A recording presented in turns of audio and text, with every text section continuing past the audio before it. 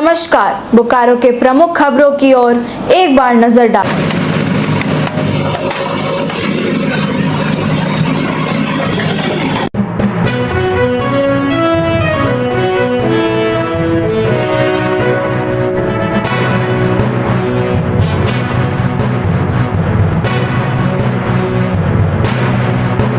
जिला के बेरमो कोयलांचल में कोयला का अवैध कारोबार देखने को मिला। बावजूद पुलिस एवं सुरक्षा कर्मियों द्वारा छापेमारी की जाती रही है। चंद्रपुरा पुलिस एवं सीसीएल ढोरी की सुरक्षा टीम ने सीसीएल ढोरी क्षेत्र के बंद पड़ी न्यू क्वायरी मकोली खदान से अवैध सुरंगों को बनाकर कोयला चोरी की सूचना के बाद मुहाने को डोजरिंग कराकर बंद करा दिया गया। कोयला के अवैध कारोबार करने वालों के खिलाफ कार्रवाई से क्षेत्र में हड़कंप मचा हुआ है। वहीं क्षेत्र में अवैध रूप से खनन किए गए कोयला को भी जब्त किया गया। यहाँ पर एक सुरंग बनाया गया है। जानकारी मिला, पूरी तरह से सर्च करने के बाद चंद्रपुरा थाना प्रशासन, मकोली ओपी श्री अनंत सिंह साहब, सीआरपीएफ एवं सीसीएल सुरक्षा के द्वारा इस अवैध खनन को भरा जा रहा है। किसी की गिरफ्तारी नहीं हुआ है? गिरफ्तारी अभी तक किसी की गिरफ्तारी नहीं हुई है। जो चोर हम लोग को देखे, चोर को हम लोग को देखते ही भाग गए। 3-4 साइकिल मिला है, बस उसी वही है। अब चलते हैं दूसरी खबर की ओर।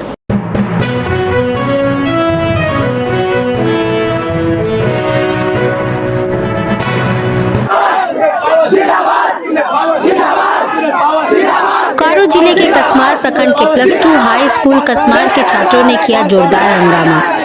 छात्रों ने लगाया स्कूल के शिक्षक पर पिटाई का आरोप। स्कूल के शिक्षक पर आरोप है कि कल स्कूल के अंतिम घंटी के समय छात्र राजकुमार महतो की पिटाई कर दी गई, जिसके चलते छात्र के हाथ पर गहरी चोट आई है और आज छात्रों ने स्कूल में हंगामा किया। इस दौरान छात्र और अभिभावकों ने विद्यालय के मेन गेट पर मुख्य सड़क को जाम कर दिया। कसमार थाना की पुलिस भी मौके पर दल बल के साथ पहुंची। मौके पर पहुंचे सर्किल इंस्पेक्टर जय गोविंद गुप्ता ने छात्र को समझाने का प्रयास किया और छात्र के बेहतर इलाज की व्यवस्था करने की बात कही। कल शाम में जैसा बच्चा लोग बता रहा है कि स्कूल में आए हुए थे, तो छुट्टी के टाइम में कोई टीचर बच्चा को मारपीट किए थे। उसी को लेकर के आज स्कूल के बच्चा सब हंगामा कर रहा था कि उस मास्टर पर कार्रवाई होनी चाहिए और मास्टर किस अधिकार से मारा। तरह तरह के आरोप प्रत्यारोप चल रहा था। वो मास्टर जो है आज स्कूल में नहीं है प्रेजेंट। गार्जियन को बोला गया है कि अगर वो कानूनी कार्रवाई चाहते हैं तो प्रतिवेदन दें, हम लोग एफआईआर दर्ज करके अग्रतर कार्रवाई करेंगे।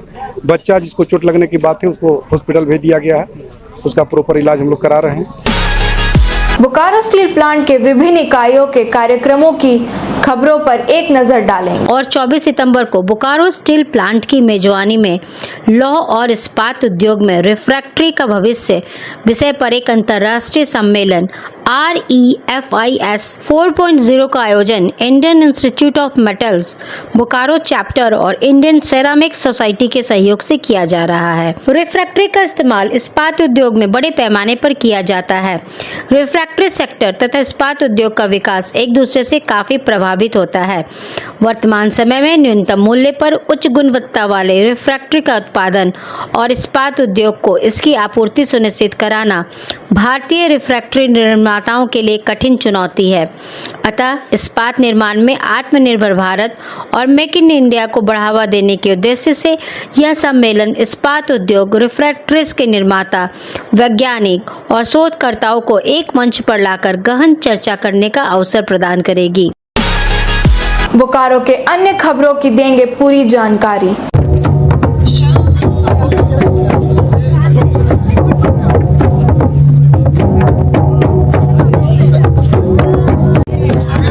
भाजपा के झारखंड प्रदेश प्रभारी सह राज्यसभा सांसद सह राज्यसभा के मुख्य सचेतक लक्ष्मीकांत वाजपेयी का बयान 1932 के मामले में हेमंत सोरेन की सरकार झारखंड के लोगों को बरगला रही है।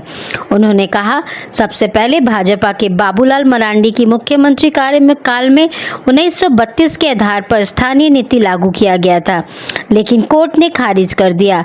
ऐसे में मुख्यमंत्री हेमंत सोरेन को बताना चाहिए कि जिन बिंदुओं पर कोर्ट ने खारिज किया था, क्या उन बिंदुओं का समाधान मुख्यमंत्री हेमंत सोरेन ने किया? अगर नहीं किया तो फिर लोगों को बरगलाने का काम कर रही है।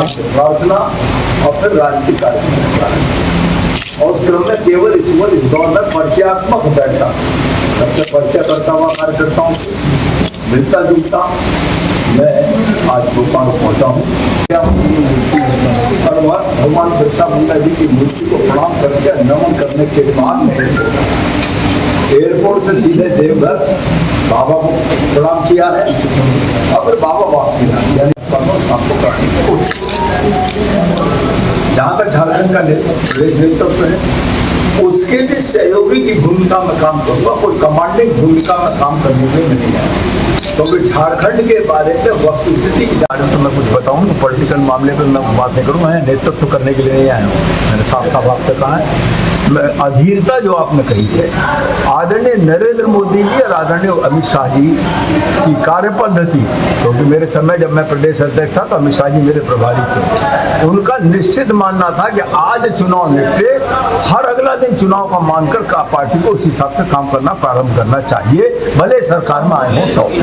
नंबर एक, उसी क्रम में लोकसभा चुनाव 2 साल बाद है 24 में, हम लोकसभा चुनाव की तैयारी करने के लिए हैं, हम किसी और प्रक्रिया के लिए आए। संगठन को और कार्यकर्ताओं को 2024 में 14 की 14 सीट जीतने के लिए तैयार करने के लिए मैं आया। वर्तमान स्थिति में जो अभी राज्य में जो स्थिति उत्पन्न हुई है, सरकार ने कई में भारतीय जनता पार्टी बैकफुट पर नहीं है। इस संबंध में मेरा प्रदेश अध्यक्ष के द्वारा सारा विशेष आप लोगों के सामने और आप लोगों के माध्यम से जनता के सामने रखा जा चुका है। तो 32 के बारे में संसद में मैं तो बता दिया ना कि लेकिन आप प्रदेश प्रभारी हैं, आप आए हैं। प्रदेश प्रभारी तो अभी कार्यकर्ताओं से मिलते हुए आज रात रांची पहुंचेगा।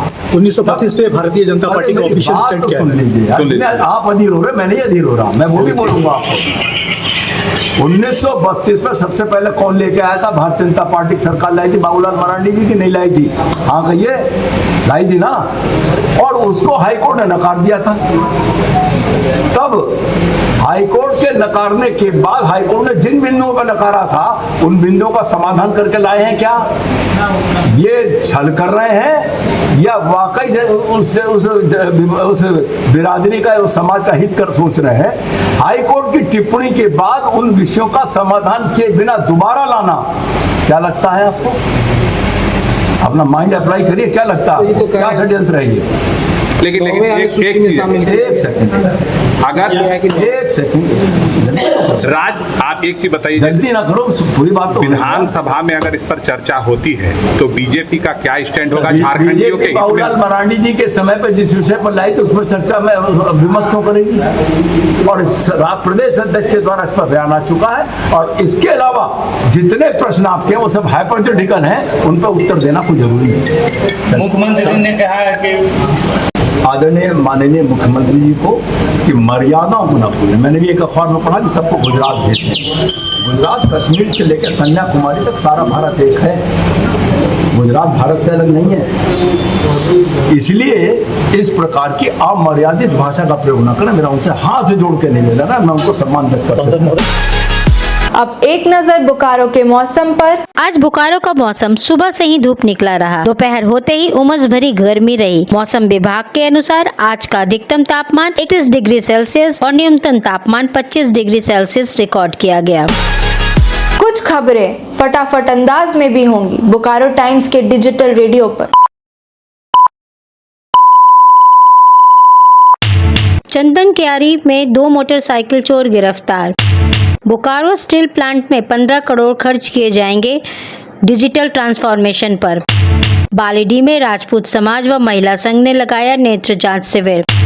जूनोडी की बकाया बिल को लेकर 11 उपभोक्ताओं का बिजली कनेक्शन काटा गया। फुसरो में कोयला चोरी के लिए बनी सुरंगों की कराई डोजरिंग।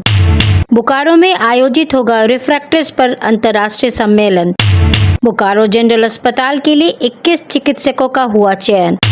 पटरवार में ज्ञान विज्ञान समिति के पदाधिकारियों ने विद्यालय का किया सर्वेक्षण। पटरवार के सरकारी विद्यालयों में कंप्यूटर उपलब्ध कराने की मांग। बोकारो के 4 प्रखंड में डीसी व डीडीसी ने किया तालाबों का निरीक्षण। बोकारो के प्रमुख खबरों के लिए बोकारो टाइम्स को लाइक कीजिए, सब्सक्राइब कीजिए और शेयर कीजिए।